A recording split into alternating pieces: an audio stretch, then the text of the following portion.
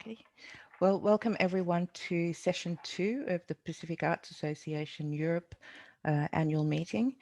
And this session is entitled Resistance and Resilience. I'll introduce each of the speakers before they speak, and at the end I will moderate a session for questions and answers. Please use the questions and answers box down the bottom of the screen. Okay, now Oliver, would you like to start us off?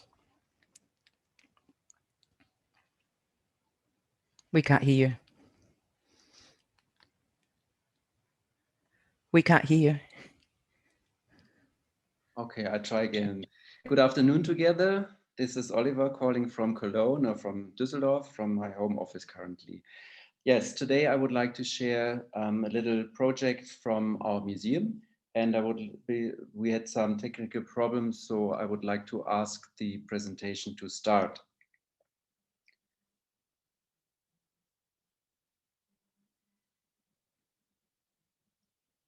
Great, thank you so much. Okay.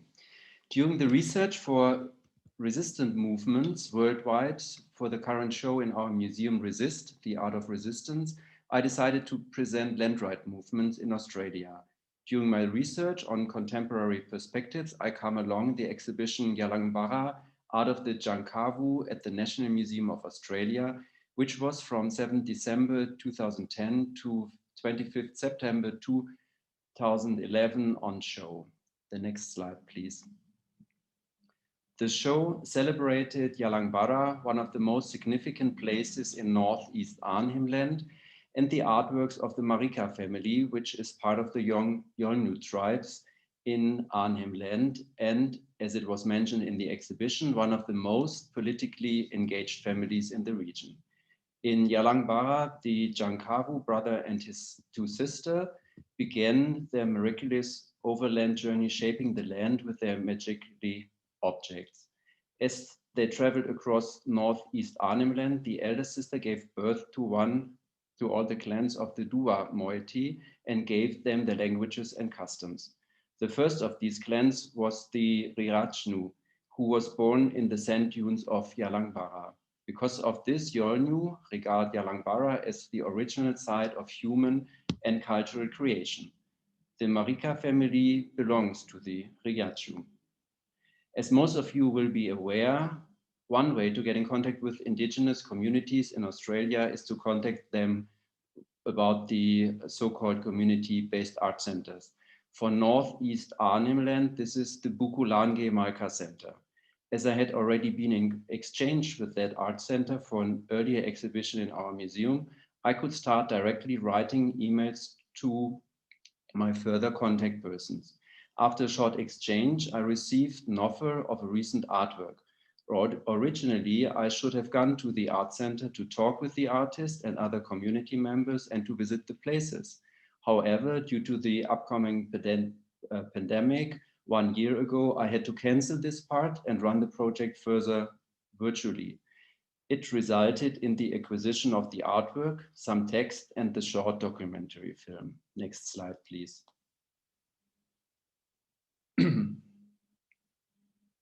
The artist Duvara Marika was born in 1946. After completing the school, she worked as a nurse at Yirrkala, Darwin, and then Sydney before returning home and developing her artistic talents, learning basketry from her mother and aunt, and then the basic of Rirachnu painting from her father, Mavalan first. Her earliest recorded paintings were done in the 1970s, and over time she has become increasingly active as a bark painter, carver, mud maker, and printmaker. She also produced murals for community buildings at Yirrkala, for Darwin Airport, the Batchelor Institute of Indigenous Tertiary Education, and the Atherton School in Queensland. Her work has been consistently presented in group shows since the late 1980s onwards and is presented in most Australian state galleries. In 1993, Duvara traveled to Europe as an invited speaking guest for the opening of the internationally traveling exhibition of Arachara, Art for the First Australians, at the Kunstsammlung NRW in Düsseldorf, the Haworth Gallery in London, and the Louisiana Museum in Denmark. She has been on many local and national committees, including being an executive member and Women's Council representative for the Northern Land Council. She belongs to a family which has been key in relationships between the indigenous groups in this part of Australia and the colonial institutions since the advent of the missionaries in the 1930s. Next slide, please. Her father, Malavan Senior Marika, was a highly influential ceremonial leader, political activist, and artist. He was leader of the Rautenstrauch clan when the Yirrkala mission was established on the clan's land in 1935-36. As a result, he became a pivotal spokesman for his people and negotiator with the non-indigenous world. He saw art as a form of advocacy that could promote a better understanding and appreciation of the Yolngu world. He helped shape the commercial bark painting movement at the mission, especially during the 1950s, when there was greater demand for more important religious stories. He also contributed to the Yirrkala church panels and helped send the famous bark petition to the federal government as part of his land rights struggles. He was the founder of the Marika Artistic Destiny, who broke convention by teaching his oldest daughter how to paint along with his sons. This paved the way for Yolngu women to eventually establish themselves as painters in their own right, and today this legacy is continued on by his daughters Banduk and Duwawa. Next click, please. The brother of the father, Vanjuk Juwakan Marika, was one of Australia's great Indigenous ambassadors who played a critical role in the fight for land rights, helping to prepare the text for the famous bark petition in 1963. Because of his talent as an artist, singer, didgeridoo player, storyteller, and educator, Vanjuk was appointed a founding member of the Australia Council for Arts and became a member of the Council Aboriginals Art Boards in 1973. It was his behest that the copyright licensing Aboriginal Artist Agency was established. With deteriorating eyesight, poor health, and after consultation, his sons, brothers, and the elders of the group, Malavan Senior, allowed his daughter Duwawa to help him. She is considered one of the first Yolngu women to be authorized to paint the secret designs that represent the essence of Rautenstrauch. The artistic act with Duwawa Marika portrays her own identity and that of her clan can be understood as a manifesto of a long-lasting tradition of resistance. The artist is a respected member of her clan, which is known for its leading role in the fight against expropriation and assimilation. In her work, Wall of Resistance, on the right side, Duwawa Marika combines two formally separate forms of artifacts: bark paintings, which have been used for passing on indigenous ontologies or knowledge systems, and ossuaries, which traditionally kept the bones of deceased people and were placed on sacred spaces. Both artifacts are covered with clan-specific designs, mediating stories about the ancestors, the land, and the rights within the world in the past, present, or for the future. In her work, she takes up the concept of the Aboriginal Memorial, a collaborative work from 1988. Through it, she manifests her history of resistance and the land claims of her clan. Next chart, please. The Aboriginal Memorial artwork was commissioned for the 1988 Australian Biennale from the Southern Cross, a view of world art from 1940 to 1988. It consists of a forest of 200 holologs, coffins representing each year of European settlements in Australia, commemorating Aboriginal people who had lost their lives defending their land since 1788. The memorial project was created by 43 artists from Remaking and neighboring communities of central Arnhem Land in the Northern Territory. Initiated and organized by John Mundine, a Banjalang of northern New South Wales, an artist and activist. I quote Mundine: "They, the hollow log coffins, are representation of a human form. Like a human being, they are painted with body designs. These bodies designs are in essence what you are, what you call a moral existence. They're about saying, this is how my soul looks. This is how I am inside. This is how my essence looks.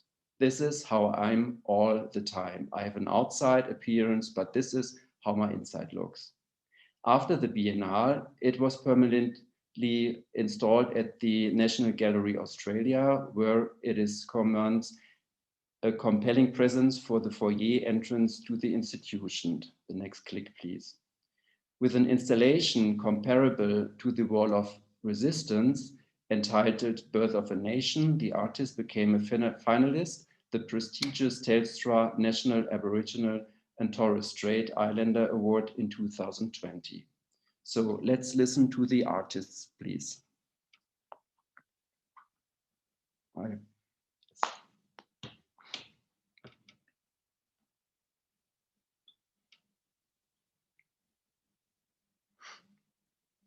We can see now, we will see a video soon.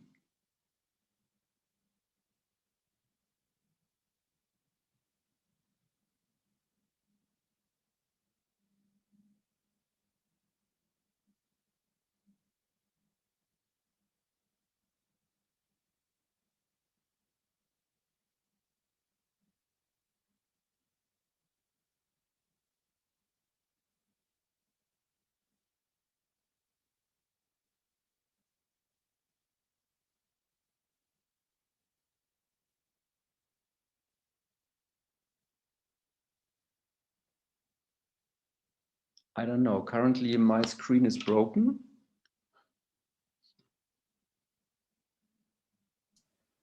Anybody there?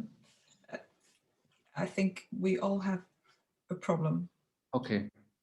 Oh, I'm sorry with my presentation. It's okay.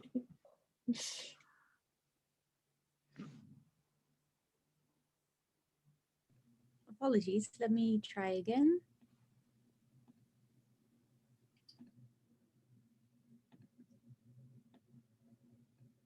That looks great. Are you hearing it now?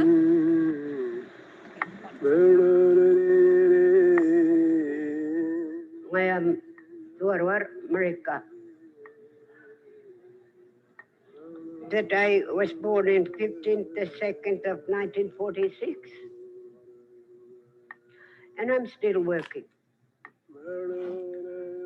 I was given a permission from elders. They've already gone. I learned watching my father and my brother, two brothers, one took Marika and the little Marika. I learned from them. I used to watch them painting, and they used to explain to me artwork. I don't jump into other paintings, into painting for other tribes. Yirrkala, I do my own work. She writes and the creation of Yalambara and other things, just Yolngu, Pungul Dama.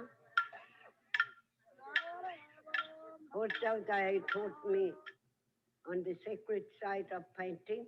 They taught me the land itself where I am now. It belongs to Remaking.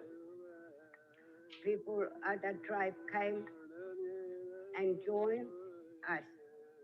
And I worked in the hospital, but by the time after work, I used to go and sit with my father and with my brother. They told me about the story on the land and also in the sea.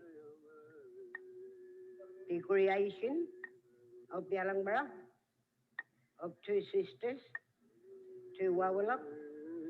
They named it and they gave the name of all Yolngu Tua Airicha.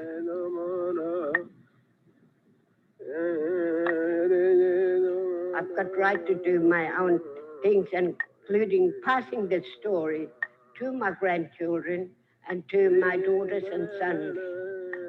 Only Yalambara, the sea rights, and the land itself, where I am now.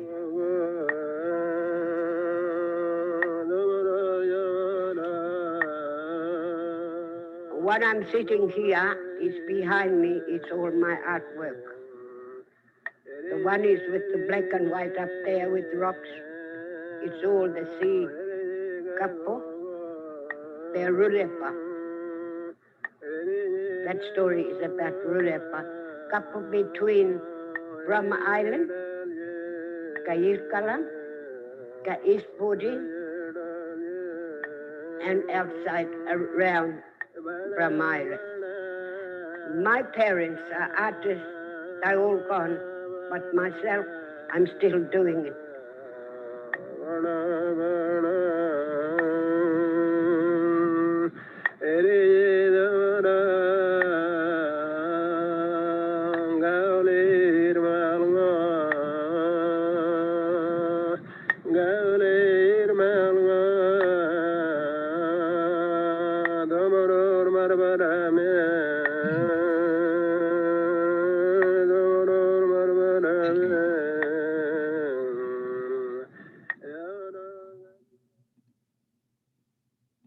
Thank you, Anna.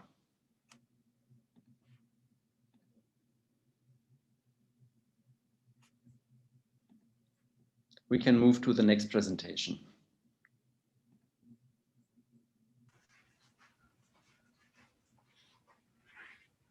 Thank you very much, Oliver. And next we'll hear from Cynthia Morris. Cynthia? Hello. Hello. Okay, there I am.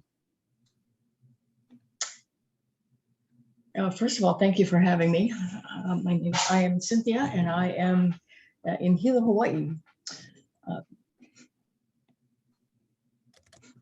Erna, am I sharing screen now? That's correct. My screen is on? Oh, you're not, we can't see your screen, no. Okay, let me share the screen. Okay. This presentation is on historical musicology research I've done on the music that Queen Liliʻuokalani, the last monarch of Hawaii, composed while in prison. Liliʻuokalani was not allowed to keep a journal during the imprisonment.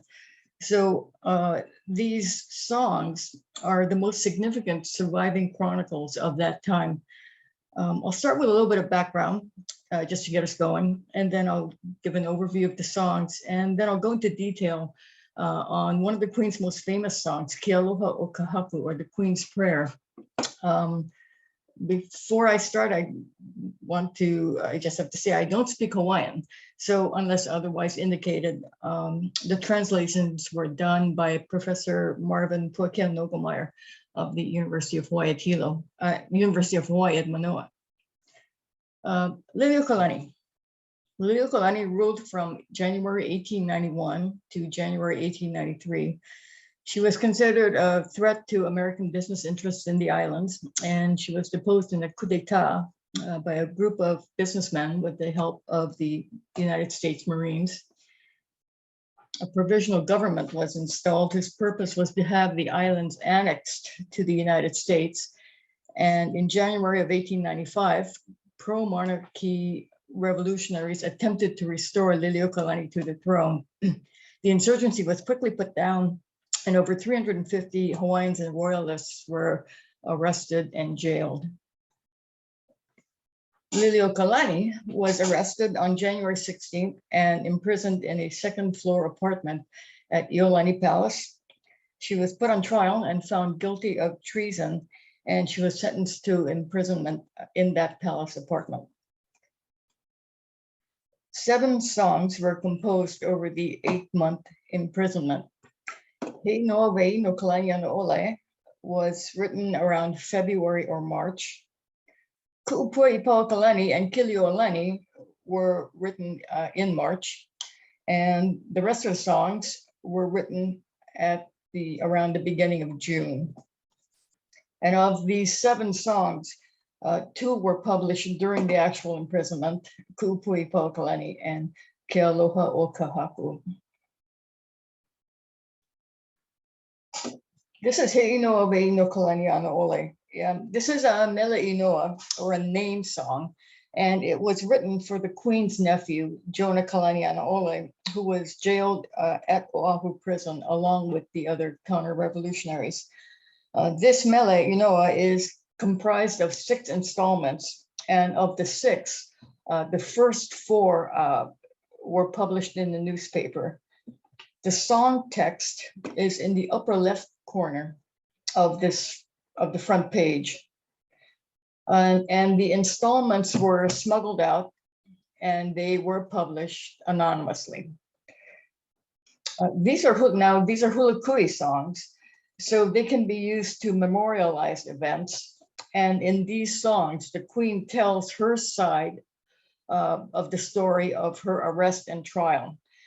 She names her adversaries and she warns her people of their lies and uses the songs to shore up support for her fallen government. This is Pupua Ipokalani and Kiliolani. They were written, they're dated March 22nd, 1895. And these are mele Hawaii songs. During the imprisonment, the Queen was provided a writing desk with blank sheets of paper and pencils. So these are written in pencil. She had no musical instruments during the first part of the imprisonment, so these early songs were composed by ear. You can see here that she drew her own musical staff lines using a straight edge. And these are mele Hawaii songs. Mele Hawaii are popular songs. They're primarily love songs or songs about places or the beauty of nature. And they are never, ever political, except for these 2. Both of these songs have political significance, and both songs offer a big mahalo or thank you to the people the Queen relied upon during the imprisonment. 4 hymns were composed in prison, and all 4 were written in June of 1895. Now, the Queen feared that her supporters who were jailed at Oahu prison would be executed for treason.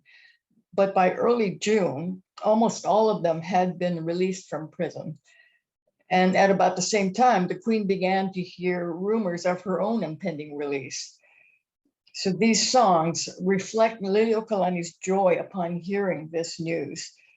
They express happiness and gratitude to the Christian God.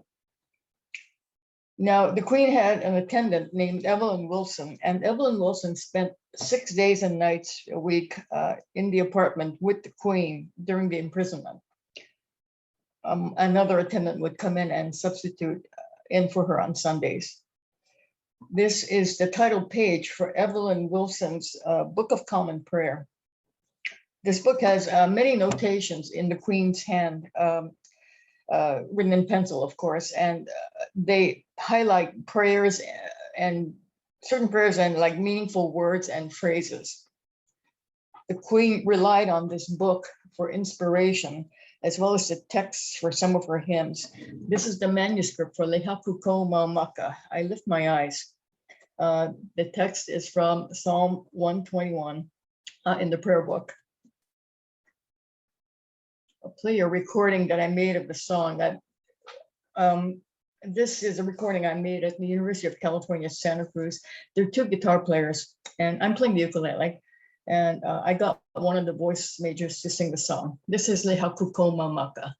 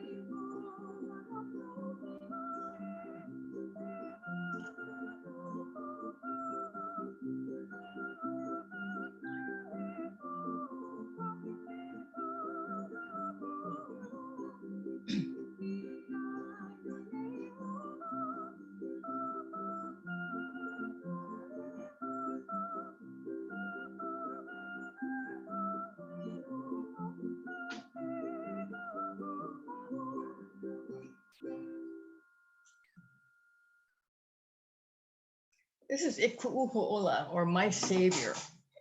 This song is interesting because the text is not from the prayer book. It is original text written by the Queen. Yet we can see how much the prayer book influenced the Queen's songwriting. Many of the Queen's notations in the Book of Common Prayer relate to the righteousness of her cause and speak of her adversaries as evildoers. And you can see in the first verse here, she has the lines, "Fend off with your great power the evildoers who trouble me and imprison the faultless one." This is the Himeni Ho'ole Adabida. It's unfinished. And this song uses text from Psalms 124. And in this psalm, we see the words, "Our soul is escaped even as a bird out of the snare of the fowler." The theme of birds snared in nets is common throughout several of these prison songs. In the Mele Hawaii song I mentioned a couple minutes ago, Kiliolani, there is a reference to a place called Pokahi. And Pokahi is a place referred to in Hawaiian chants where birds are snared in fine nets.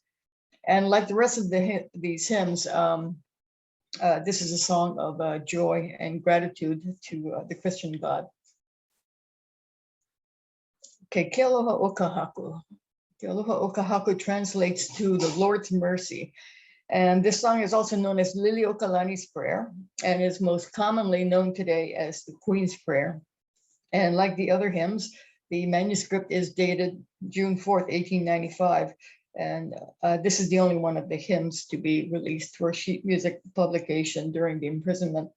The melody for the opening line is taken from Handel's Messiah, "He shall feed his flock." I'll play the recording of the song that we made, and I'll talk more about it afterwards. This is Ke Aloha o Kahaku.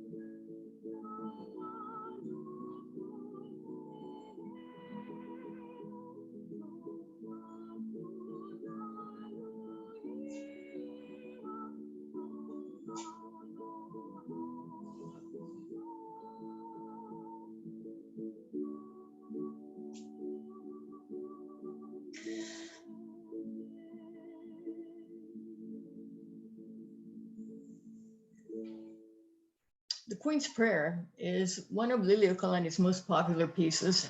It's been performed and recorded by church choirs as well as a multitude of popular artists. In Hawaii, it's often used in the benediction portion of church services. Of course, this song promotes the religious ideals and tenets of the missionaries, which the Queen had in the course of her life wholeheartedly adopted. Ironically, it was the children and grandchildren of the missionaries who overthrew her rule and brought about the imprisonment described in this song, and eventually the forced annexation of the islands to the United States. Over the decades, this song has been misconstrued as one of sorrow and regret. If you look at the way the second verse has been translated over the years, the original is Kounoho mihi ana apa'ahau ia, and Liliʻuokalani's original translation is whilst humbly meditating within these walls imprisoned. Huapala.org translates it as I live in sorrow in prison, and in the Queen's Songbook, it is as I reflect on wrongs in my imprisonment. Now, mihi means to repent, and it can also mean to confess, as into a priest and a confessional. Noho can mean to reside or inhabit in a certain state or way, because there are so many levels of meaning for each word. Context is of primary importance in translating Hawaiian. The huapala.org and Queen's Songbook translations were done without the perspectives and context that we now have with the other hymns that were composed alongside Kealoha o Kahaku. And those hymns speak of the Queen's joy and relief, and they give thanks to her God for rewarding her righteousness. So I don't think this is a song about sorrow or regret. The Queen is communicating with her God with the humility and intimacy you would have in a confessional. Now, it's also been said that this is a song of devotion and forgiveness. Yes, this is a song of devotion, but it's really not a song about the Queen forgiving. After her release from prison, Liliʻuokalani wrote a note along the bottom of one of her typewritten manuscripts, and that note reads, composed during my imprisonment at Iolani Palace, March 22nd, 1895, by the missionary party who overthrew my government. Of course, that date is incorrect. As we saw in the handwritten manuscript, the date is June 4th. But this note, written on the manuscript of a song of piety and devotion to God, is a real calling out of the Queen's enemies. In this inscription, she refers to her jailers as members of the missionary party. This political party was never officially called the missionary party. At one point, they were the Downtown Party, and later they became the Reform Party. And the overthrow of the Queen was brought about by that Reform Party. Neither does the Queen simply address them as members of the provisional government. She makes a point of indicating that this party of missionaries disregarded internationally recognized principles of sovereignty and overthrew her government. Throughout her writings, it's common to see the Queen disparage her enemies by using the word missionary. So it's really not a song about the Queen forgiving. And musicologically speaking, we can almost say that it's maybe both a spiritual song of protest as well as a hymn. But this song could be very important in another way. In traditional Hawaiian society, the ali'i, or the nobility, along with the kahuna or priests, were the interlocutors between the commoners and the gods. The arrival of the missionaries disturbed this structure, and the relationship between the commoners and the ali'i was put under stress. And because the missionaries were the ones closest to the Christian God, they also stood between the ali'i and him. This placed the ali'i in a secondary, almost subservient role to the missionaries. And it remained that way for the bulk of the 19th century until the Queen's prayer. Liliʻuokalani's note on this manuscript suggests the song could be more about her view of the relationship between herself as an ali'i and the missionaries. And with this hymn, Liliʻuokalani indicates that she's done with the missionaries. She no longer needs them to mediate her relationship with her God. Yes, the song is about the Queen's devotion to the Christian God and that God's ability to forgive. But I think the underlying inspiration for this song is more about a change in the Queen's approach to her religion. It's about her commitment to bring back the ways of old Hawaii by reestablishing the ali'i to their traditional role as the primary interlocutors between the commoners and the gods. In September of 1895, Liliʻuokalani's sentence was converted to house arrest, and she was released from Iolani Palace. She was pardoned in October of 1896, and as soon as she was pardoned, she boarded a ship and traveled to the east coast of the United States, where she lobbied for the independence of the Hawaiian nation. And of course, in spite of her efforts, in 1898, the islands were forcibly annexed to the United States against the wishes of about 95% of the Hawaiian population. Of course, one of the Queen's foremost concerns during her life was the potential demise of the values of traditional Hawaiian society. Yet Aloha Oe, the Queen's most famous song, became known the world over as a song that represents Hawaii as a touristic commodity. Her prison songs, though, are about her fight against those Western commercial interests. And because she's both a composer and a political figure, these songs demonstrate the importance of Liliʻuokalani's music in the telling of her history. And that's it for my presentation. Okay.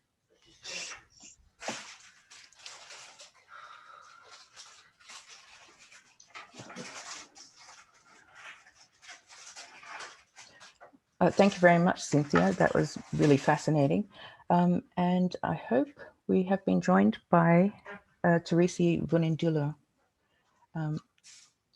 Tarisi? Yes. Oh, there you are. Great. So I see to start your video.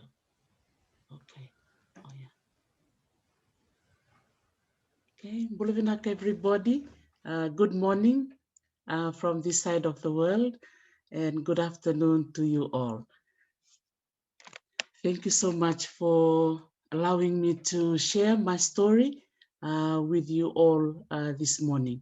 Thank you to the PAA organizing committee for organizing this amazing get together, even though it's only via Zoom, but we are so blessed to hear everyone's research and passion and sharing it over this medium. So today I will be sharing my topic. It's on the Pacific collections, international Pacific collections in museums around the world. So let me just read out my, Pacific collections in international museums, connecting museum collections with Pacific communities, the way forward. I have a PowerPoint, so I will be sharing it. So share. Okay, hopefully I can.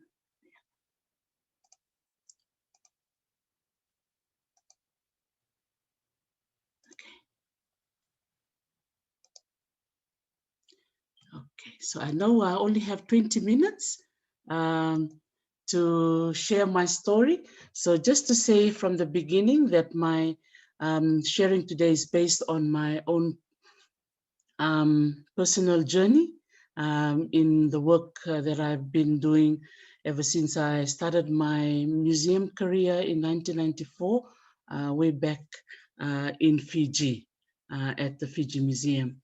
I also acknowledge the Pacific Islands Museum Association, PIMA, its president, Joseph Cameron in Guam, and all its friends and members who also, some of them are also listening in today, and those who may not be here physically, they also send their loved to everybody. So just to kind of pinpoint where I am at the moment. So I'm currently here in Hawaii. I'm originally from Fiji, but I used to live in New Zealand since the early 2001. So I really acknowledge the experiences that I was given when I was in New Zealand. And so part of my story today will be based on the various museums that I worked in. And yeah, I just wanna acknowledge everyone who contributed to the amazing journey and the learnings that I had over the years in working in the museum sector. So since I only have 20 minutes for the presentation today, I would love to, share as many examples as I can, but I know most of you have also been following a lot of the amazing work that other international museums have been doing in relation to Pacific collections that they look after. So in order to keep to the time, I'm only going to share 3 case studies to showcase the main point of what I was wanting to share today. We'll travel to New Zealand, and I will share the Pacific Collections Access Project, which was a project that I was part of in 2016.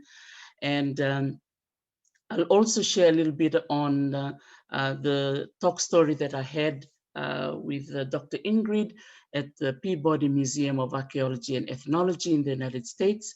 And I will also share some of my own observation and participation as well of the amazing work that the University of East Anglia, especially the Sainsbury Research Unit in the United Kingdom, has been doing in relation to the Fijian community and the Fijian collection. So we hope, or I hope, that by looking at these 3 case studies, we can be able to learn more on how we can be able to creatively connect with our Pacific people back in the region, in the Pacific region, and also in the various diaspora community. So the 3 C's that I wanna share with all of you is community, culture, and collaboration. And this is something that I've really enjoyed watching various museums around the world, reaching out to Pacific people. And I know that with Indigenous Pacific people, family and working together is something that sort of comes naturally for many of us. And so that's something that I really kind of like to see, that many international museums, reaching out and taking advantage of that amazing quality that Pacific people have, and allowing the Pacific people to, come into the museum, or vice versa, or the museum going over to the community in order to connect collections and make that connection so that there's a bridge between the community and the museum. So that's, these 3 C's is something that will be the basis of my presentation today. So with the museums that I will be kind of acknowledging today is based on 2012 to 2015, when I did my PhD research. So really acknowledging the Museum of Anthropology in Vancouver, acknowledging Dr. Carol Mayer for her support for me to go over there and view the collections over there, and also help me with my research. So I really want to acknowledge her for that. Not forgetting the Sainsbury Research Unit through Professor Stephen Hooper and his amazing team for also taking me over to England in 2013. Yeah, the years are all kind of, I think, all muddled up in my head, but I know I was there. But thank you so much, Professor Stephen Hooper, for the opportunity for me to come over and also be part of the conference that they organized at the Museum of Archaeology and Anthropology in Cambridge in the United Kingdom.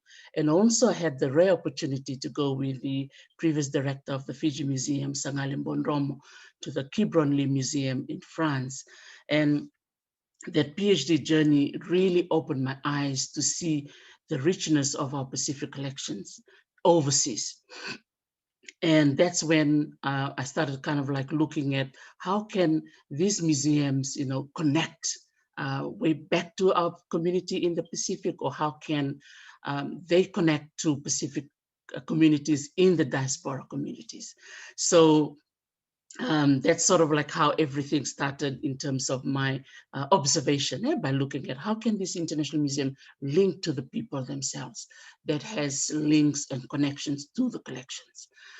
And then moving over to New Zealand, these are the 3 museums that I was connected with, acknowledging the staff of the Museum of New Zealand Te Papa Tongarewa in Wellington, also the Waikato Museum of Art and History in the beautiful city of Kirikiriroa, and not forgetting the Auckland Museum, who also gave me the opportunity to Fuli Pereira, Jamie Williams, Kolokesa Mahina Tuai, also Barbara Afitu, and all the amazing team that they have there that allowed me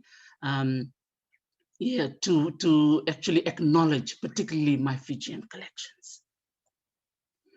And also with the Peabody Museum of Archaeology and Ethnology, as I was saying, acknowledging Dr. Ingrid, who have been chatting to me and sharing with me her vision, particularly working in the East Coast. And so when I was looking at these case studies in New Zealand and the United States and the UK, oops, sorry, I have USA doubled over there, should be the UK. Yeah, I've kind of really, really acknowledged the efforts that many of these international museums have put forward in order to reach out to the community. For example, the Peabody Museum of Archaeology and Ethnology with Dr. Ingrid and her work. There's not a lot of Pacific people in the East Coast. However, it didn't deter her from wanting to reach out to the communities in Utah.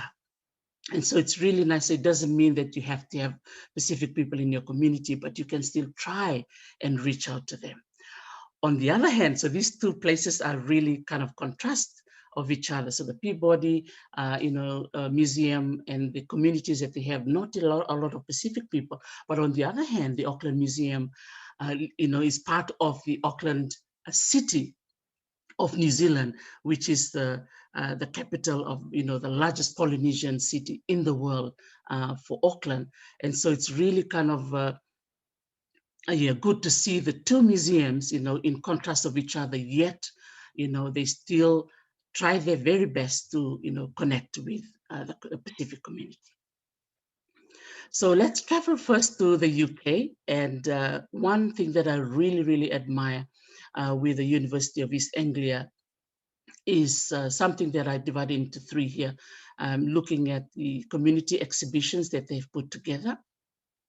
And also, I know Dr. Katrina is also listening in, really admiring the way they were able to use this exhibition and reaching out to the Fijian community. And I really admire that.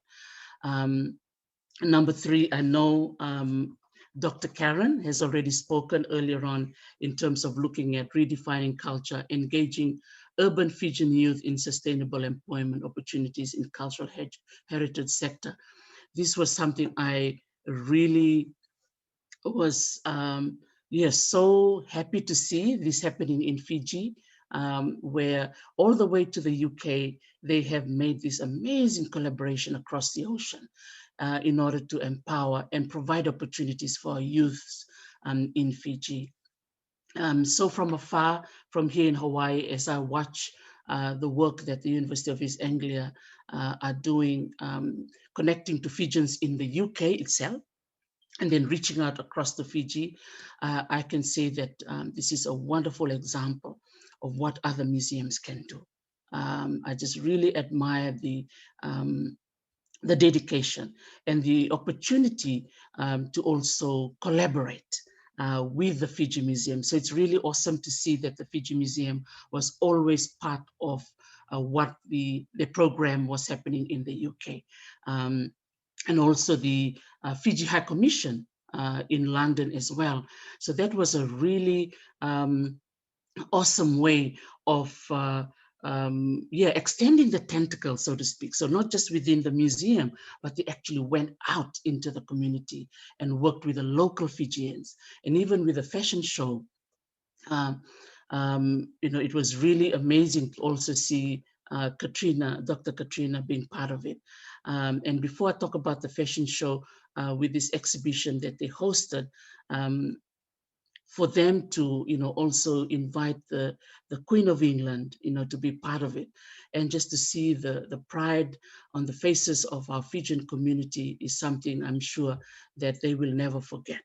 And so it's really amazing to use museum collections to connect with the people themselves, whose DNA and whose link are right there in front of them. So a huge shout out to the team at the University of East Anglia. And speaking of fashion, from the Queen visiting the exhibition and also making the collections come alive, and also getting the staff there, including the beautiful Dr. Katrina here, it's just so humbling to see the staff of the University of East Anglia get out of their comfort zone, get out of the museum itself, and being part of what the community are actually doing. So again, just sharing, and acknowledging these types of examples that if the University of East Anglia is doing this, and connecting with Pacific, and in this case, Fijian community, I'm sure, other universities or other museum collections, they can do it too. So that's the example that I want to share and my observation from the United Kingdom. So Vinaka Vakalevu, Professor Stephen Hooper, for the vision that you have, and what amazing example you have set there. So from the United Kingdom, let's travel across to the US. On this part here, I will share the conversation that I had with Dr. Ingrid Ahlgren. So thank you so much, Dr. Ingrid. I know she's also listening in this morning. So Vinaka Vakalevu, Dr. Ingrid, for sharing your voice in this paper, because I was wanting to reach out to as many curators as I can, just to kind of hear their voice and like, what is their vision? And this was something that she shared with me, and I would like to share with you as well. The main point that I really like about here is the word proactive. So Dr. Ingrid, in her sharing with me, what really touched me the most was she knew that in Massachusetts and in the East Coast of the United States, there's not very many Pacific people there, yet she tried her best to reach out and be transparent and also create a relationship building opportunity with Pacific people. And I really, really admired her in terms of how she actually reached out to Pacific Island embassies in the United States. As we all know that, in the East Coast, there's not very many of us, but on the West Coast, there's quite a lot of us. But yet, in this case, she reached out to the Pacific communities in Utah. And she shared one of their projects, which is the Harvard Oceanic Collections Engagement Fellowship, which apparently, according to Dr. Ingrid, has just been launched this month. So very, very new and very fresh. But I was thinking, if Ingrid can do this, to create this kind of engagement, wow. Imagine if all other museums around the world can be able to learn from what she has done.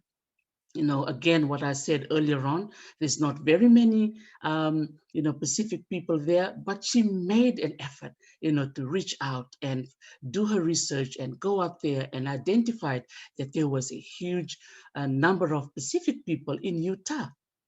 And if you look on the second point, she was able to even start up an advisory board. That was really, really beautiful, because I think from my experience of living in New Zealand, I remember there was a word called a reference group, where there were individuals from the community who were part of the museum programming, so that when Pacific exhibition is put together, they have to make sure that they have all the boxes ticked and all the voices included in the whole decision making. So again, New Zealand, the United Kingdom, and in this case, this Harvard Oceanic Collection Engagement Fellowship is a wonderful example that we can also learn from. So Vinakavakalevu, Dr. Ingrid, and congratulations for doing such a wonderful work. And we look forward to hear your update on how this fellowship is going. Mahalo. And now we go to my third example. So my third example is looking at the work that we did at the Auckland Museum through the Pacific Collections Access Project. And I just have to say that I would like to thank Jamie Williams, who is the project manager for the PCAP project, who has given me the approval to share this project with you all. And so on this picture, I'm just sharing with you the picture of Fiji, where I'm originally from. And it was really beautiful that the Pacific Collection Access Project allowed myself, Chowana Monalangi, and Alipate Trail. The three of us made an amazing team that we were able to make the three confederacies that you're looking at be represented in that project. It wasn't easy. We tried to be as exclusive as possible. So for those of you who may not be aware of what you're looking at on this map, so Fiji, from an indigenous perspective or Itoke perspective, we are divided into these three confederacies or three kind of local government. It's called Kumbula, Mburumbasanga, and Tovata. I'm originally from Kandavu, the island down south here. So I belong to the Mburumbasanga Confederacy. There are 40, yes? Sorry to interrupt. Yeah, could we wrap up in the next minute or two? Yeah, sure. Yeah, great, thank you. Okay. So just like to acknowledge Kate Vusoniwelala, the director of the Waikato Museum, whose vision I really admired in terms of the work that she has done, in terms of working with local artists in Fiji, like William Bakalevu, but in the case of the Waikato Museum of Art and History, she was able to introduce what we call the cultural days, in which we invite ethnic groups, Koreans, Indians, Somalians, and the list goes on, including our indigenous Maori, into the local museum. And that is something I really want to acknowledge for what museum directors can do. They can make a difference, and Kate Vusoniwelala is one of them. So, and now to the Pacific Collections Access Project in New Zealand, in Auckland, that I was part of. So the PCAP project invited the Cook Islanders into the museum to share their story, invited the Hawaiians to come in and share their story. And so they all came in and provided information that are needed, and hear and record their voices too. Also the Kiribati community. And of course, in terms of Fiji, we were able to organize the Tovata Day, one of the confederacies, and we were able to get, I think in total, more than 2,000 people came in over that period of time to be part of the celebrating the collections that they have in the museum. One thing I really kind of admired, so I'm coming to the end of my presentation as well, was the many Fijians that actually came into the museum. Many of our community members here have lived in New Zealand for so long, but this project was able, to cut through so many, so many of those lines, of communication, in terms of the confederacies, the provinces, the churches, and I think I take my hat off for the Pacific Collection Access Project team at the Auckland Museum. So if they can do this, so if they can bring the people in, but also allow our language to be highlighted in the collection database and also in the labels or everything that they do, that is something that I really, really admire. And I know that many museums around the world, can learn from the UK, can learn from the USA, and also in this case from the Pacific Collection Access Project in New Zealand. And not only the work remained in New Zealand, they also reached out to Fiji. So in this case, the one of the technicians standing over here was able to also go over to Fiji and provided necessary training for our staff. So this is Valerie, who also gave her own time, to be able to go over to Fiji and share her experiences with the staff over there.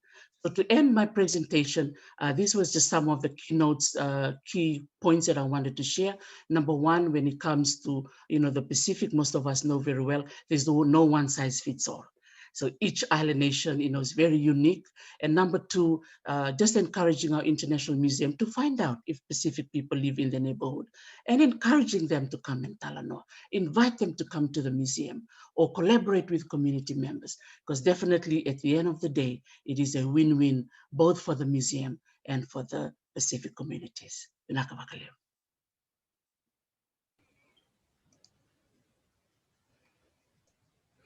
Thank you very much, Tarisi, and sorry for interrupting you then. So we've got time for Q&A, and I see that there's already 2 questions here. Well, firstly, an acknowledgement to Dr. Tarisi. Thank you so much for your kind works about our Fiji projects. This is from Karen Jacobs. As you say, collaboration is key, and we are thankful for your work and support, as well as that of many other Fijian people who are willing to work with us. Vinaka Vakalevu. And also Anita Ho, thanks to all the speakers for their excellent presentations. And a question for Oliver, which is, can you provide some additional context for the Art of Resistance exhibition? For example, the different artists and groups that were involved. Well, Anita, the exhibition, The Art of Resistance, is run by our new director, Nanette Snoe. From the Pacific, I have 3 different examples. One is the contemporary work with Duwawa, which I just shared with you. The other is Bitnata from Papua New Guinea, from Tulai community, which is a video installation which was being presented in the, I think, Queensland Art Gallery 2 years ago. The third one is the project about the Jakiet, the Marshallese mats, clothing mats.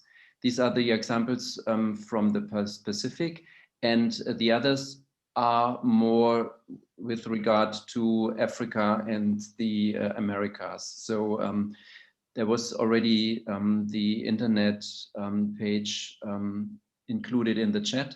So if you have a closer look to that, you will find at least from the African continent a couple of further contemporary artists who are on show now. Great, thank you, Oliver. Wono, I see you've appeared. Do you have a question? No? And not really. Perhaps it's good to also mention what Ingrid Algren said in the chat. Well, I can Okay, do that. yep. She's saying, Vinaka Tarisi, I'm so grateful for your kind inclusion of this work, which continues to be a learning process for myself and the museum. Here's more about the fellowship, which is a collaborative effort with Moana Ballet Ho Ching from the Harvard Alumni for Oceania, the University of Utah, and the Utah Museum of Fine Arts. And so she's also giving a website link. And she adds the PCAP project has been a huge inspiration for my own work. Great, thank you.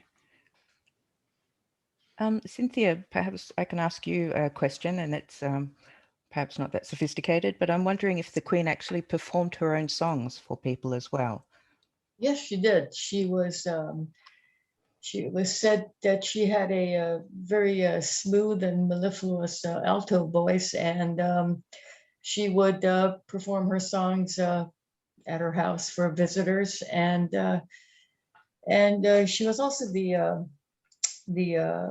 conductor, the musical director at the Kauai Church Choir back when she was in her late 20s. So yeah, she did perform her music, and it's one of the interesting little tidbits is that she and the rest of the nobility spoke with perfect British accents. Yep.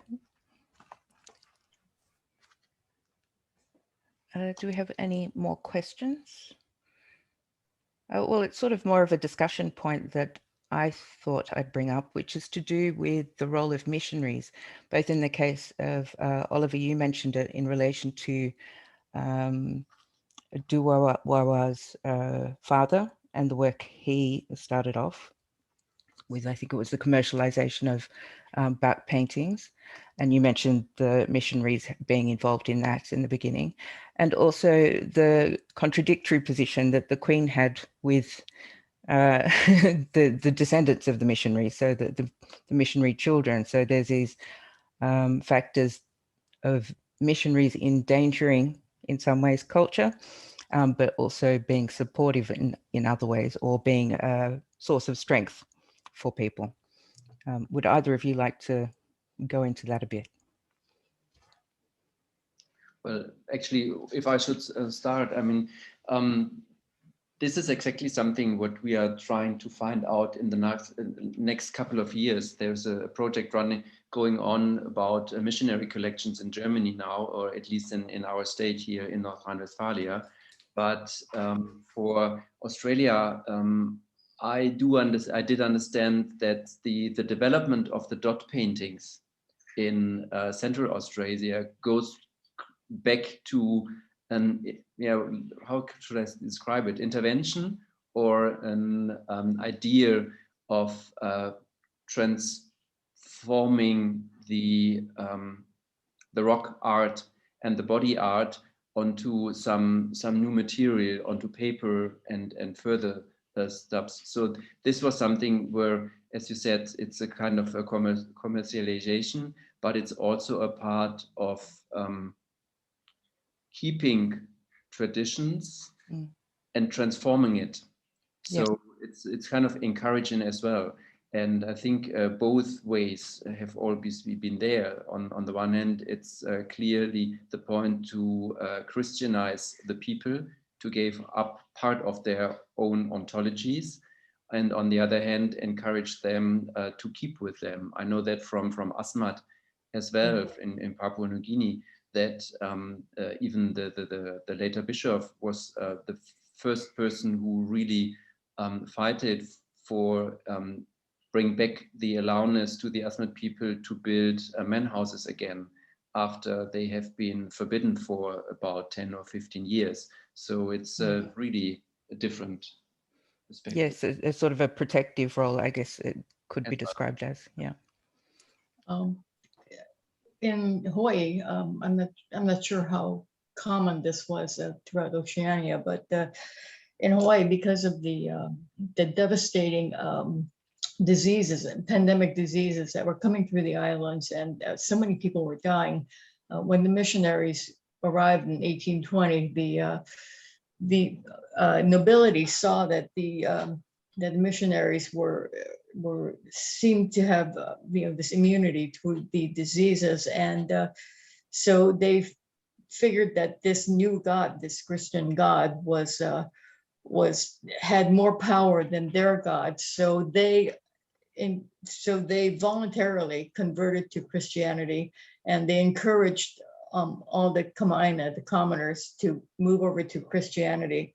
So initially in the 1820s and 1830s and such, there definitely was this sort of the missionaries played this comforting role in society here, and because they saw the missionaries as being closest to this new god, they started a Christian school for their children, and so the various young ali'i like Liliʻuokalani and her cousins were educated at Christian schools by missionaries, and like I said, she was a very religious lady.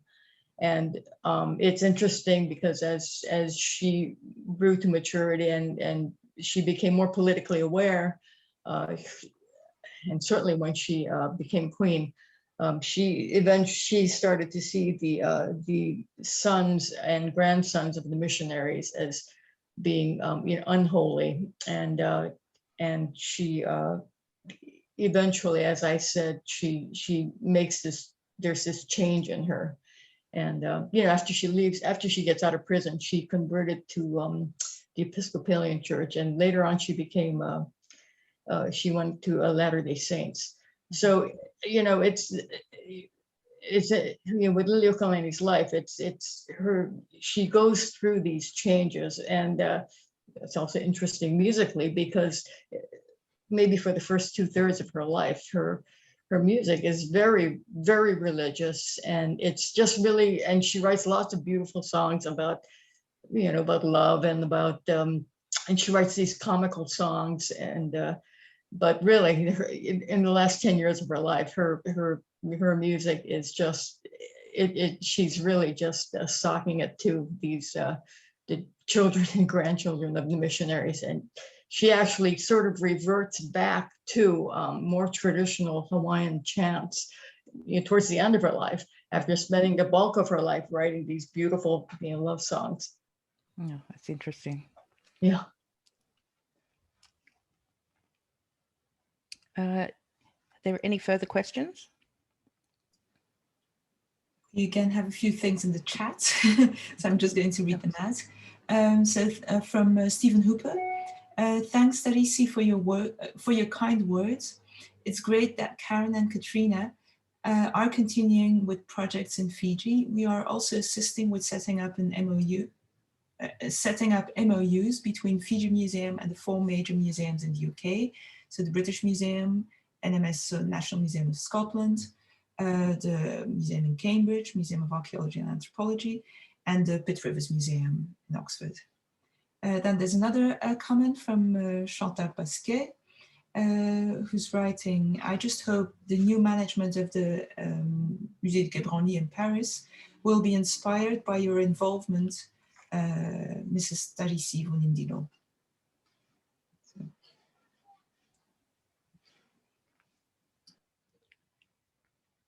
Okay, I think we're a few minutes over, but we can't, for some reason I'm getting very dark here. We're probably can wrap up now, unless there's, well, actually, are there any questions that the presenters have for each other?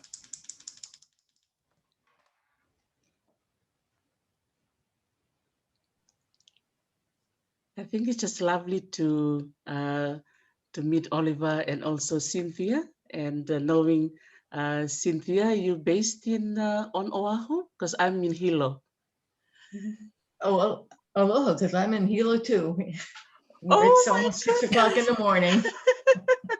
Good morning. So I'll definitely try and have a cup of coffee with you, Yes. with social distancing in mind, but I'd love to catch up with you, Cynthia. It's lovely. We can have a I cup really of Kuna enjoyed your coffee. Thank you. Thank you, Oliver, and thank you, Cynthia. What amazing papers and lots to learn too, Minak. Thank you too, Tarisi. Thank you, Oliver.